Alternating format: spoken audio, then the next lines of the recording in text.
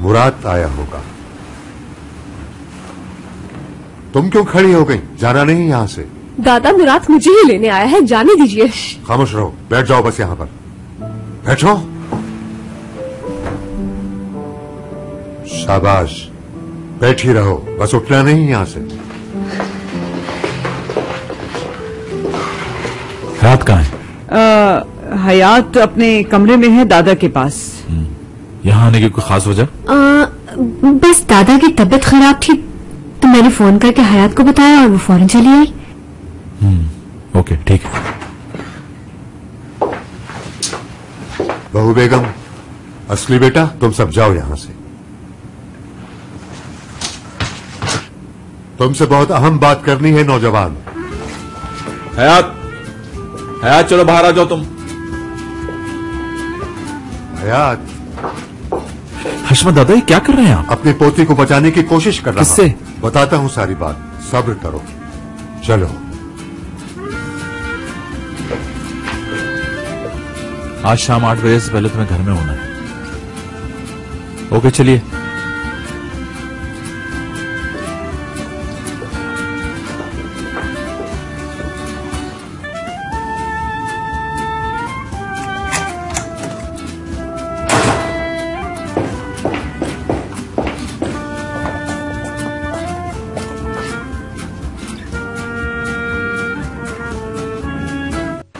हयात जल्दी कर, बस बेटा सामान बांध रहे अपना। अम्मी क्या हो गया? बस चल रहे हैं, जल्दी कर, वापस जा रहे हैं हम। अम्मी ठीक तो है, आप कहाँ जा रहे हैं? अरे बेटा देख देख, मैं पागल हो जाऊंगी, बता रही हूँ तुझे। बस बेटा मेरी तो बर्दाश्त खत्म हो गई है। बेटा बिल्कुल टाइम नहीं है, तू सामान बांध ले, जल्दी जल्दी। हाय अल्लाह, फिर से लेके जा रही है तुम्हें? अम्मी जान, भूल गई आप, मैं अब शादीशुदा हूँ। हाँ तो क्या हुआ फिर, मैं भी शादीशुदा हूँ, मेरी शादी हुई है तेरे बाबा से। इस बात का इससे क्या ताल्लुक है मिनी आंटी? बहुत गहरा ताल्लुक है। मुझ में सवालों के जवाब देने की हिम्मत नहीं है, खत्म हो गई मेरी हिम्मत। इसके बाबा को तो कुछ पता ही नहीं। कुछ अंदाजा है कैसे आतिश फिशा फटेंगे यहाँ? समझ रही है ना? सोच बेटा जरा, सोच। हाँ हाँ हाँ, सोच। हाँ, तू चल रही है या नहीं हयात? मेरी जान, तू समझ मुझे। देख मैं नहीं संभाल सकती, मैं बता रही हूँ। हो सकता है मुझे हार्ट अटैक ही हो जाए। बस चल रहे हैं अपने इलाके में, वही जहाँ बहुत ही खूबसूरत पहाड़ हैं, सब्जा ही सब्जा और ज़हनी सुकून, बस वहीं चलेंगे। हाँ, पहाड़ों की बातें कर रही है हयात? हेमनी आंटी को कुछ हो गया है, समझ रही हो ना? हेमनी आंटी, आपको क्या हो गया है? आप ठीक तो है ना?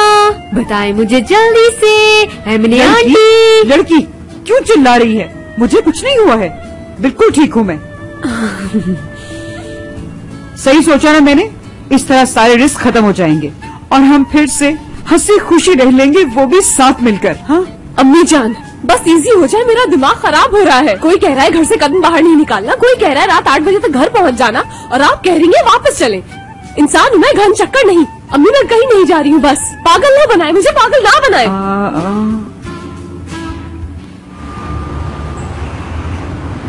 यहाँ क्यों लाए हैं मुझे? ये सारी जमीनें जो तुम देख रहे हो किसकी हैं जानते हो? जानता हूँ, हमारी हैं, यानी दादा की थी। हमारे दादा की थी तुम्हारे? ये सारी जमीनें मेरी और तुम्हारे दादा की मुश्तरका मिल्कियत हुआ करती थी। आसान नहीं था इतनी जमीनों का मालिक बनना। मैंने अपनी सारी जमा पूंजी इकट्ठी करके तुम्हारे दादा के हवाले कर दी। उसने भी अपने पैसे मिलाए और हमने वो जमीनें खरीद ली। फिर इस्तांबुल में जमीन की कीमतों को पढ़ लग गए। एक दिन उसने कहा कि मैं जमीनें बेच रहा हूँ। तब मुझे पता चला कि उसने सारी जमीनें अपने नाम मुंतकिल करवा दी थी। ये है तुम्हारे दादा का असल चेहरा। मेरे दादा ने ऐसा कुछ नहीं किया, झूठ बोल रहे हैं आप। जुबान संभाल के लड़के, झूठ नहीं बोल रहा मैं। यकीन नहीं आता तो जाओ अपनी दादी के पास और पूछो उनसे जाकर कि क्या सच है और क्या झूठ। मुझे नहीं सुननी ये फजूलियात। एक बात और सुनते जाओ, चाहे वो भी फजूल लगे तुम्हें। तुम्हारे दादा ने पैसे के साथ मेरी मोहब्बत पर भी डाका डाला था। मेरी मोहब्बत भी छीन ली थी उसने। क्या मतलब? मेरी दादी जान? शाबाश लड़के, मगर ये सब पैसों की खातिर नहीं बता रहा तुम्हें। उन पैसों से तो कब का अलग हो चुका हूं, मगर सुन लो, अपनी पोती से अलग नहीं हूंगा। जो आंखें हैं ना, ये दिल का आईना होती है, और ये कह रही हैं कि तुम्हारा दिल कश्मकश का शिकार हो चुका है। अपने दादा की तरह ना बनो, मर्द बनकर जियो।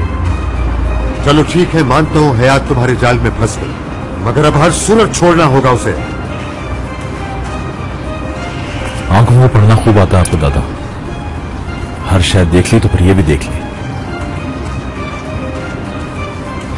हयात को मुझसे छीनना है तो मेरी लाश पर से गुजरना होगा।